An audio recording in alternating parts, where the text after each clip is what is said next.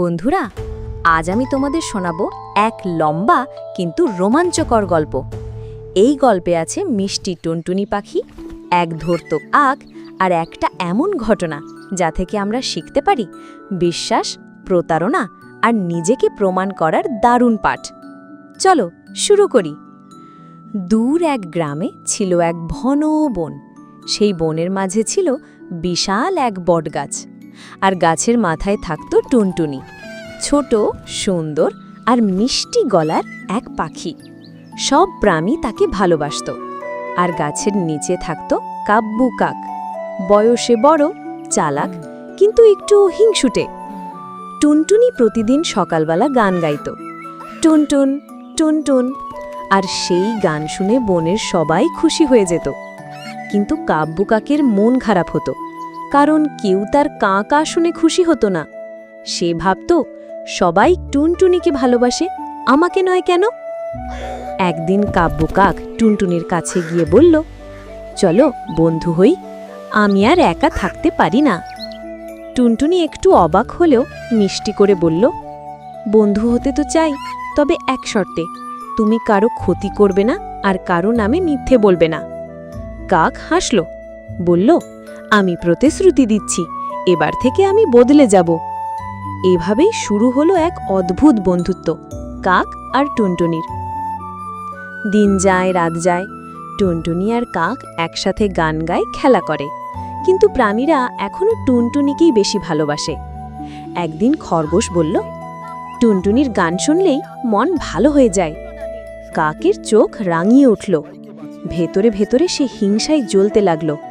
সে ভাবল, আমি কি তবে শুধু টুনটুনির বন্ধু নামেই পরিচিত থাকব, সবাই আমাকেও চিনুক? পরদিন কাক গুজব ছড়ালো, টুনটুনি নাকি অন্য প্রাণীদের নিয়ে হাসাহাসি করে, শুধু সামনে ভালো মুখ। প্রাণীরা একটু দ্বিধায় পড়ল, কেউ কিচ্ছু বলল না। কিন্তু টুনটুনি বুঝতে পারল কিছু একটা বদলে গেছে। বন্ধুরা তাকে এড়িয়ে চলে, সে একা হয়ে গেল। একদিন বনের সবচেয়ে বয়োজ্যেষ্ঠ প্রাণী বুড়ো কচ্ছপ বলল, আমি তো এসব কথা বিশ্বাস করি না, চাইলে আমরা একটা পরীক্ষা নিতে পারি।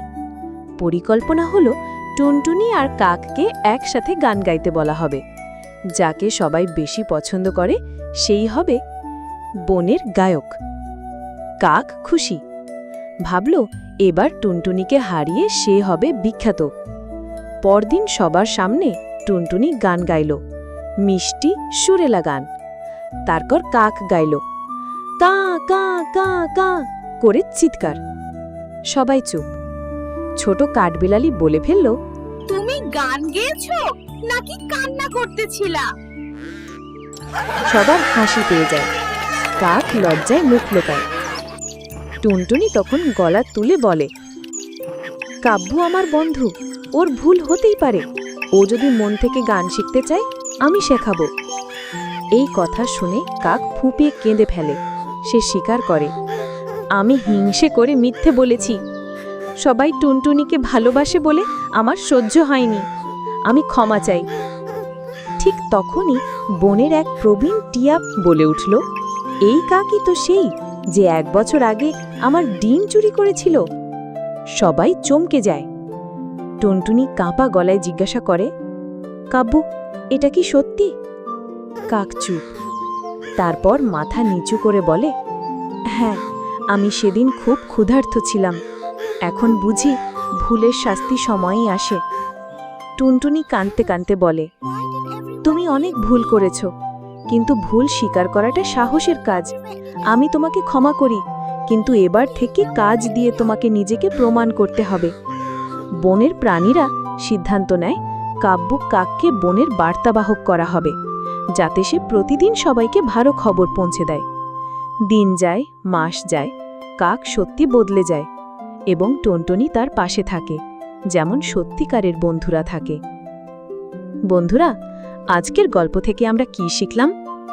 হিংসে বন্ধুত্ব নষ্ট করে, মিথ্যে কথায় বিশ্বাস হারিয়ে যায়, কিন্তু একজন ভুল স্বীকার করলে তাকে একটা সুযোগ দেওয়া দরকার, কারণ পরিবর্তন সম্ভব যদি পাশে থাকে এক সৎ বন্ধু। তোমাদের কি কখনো এমন অভিজ্ঞতা হয়েছে কেউ তোমার ওপর ভুল বুঝেছে, কিংবা তুমি কারোর উপরে? ভেবে দেখো, তুমি হতে পারো কারোর জীবনে আলো, যেমন টুনটুনি হয়েছিল কাব্যর জীবনে। আজকের মতো এখানেই শেষ। দেখা হবে আবার নতুন আরেকটি টুইস্ট ভরা শিক্ষামূলক গল্পে।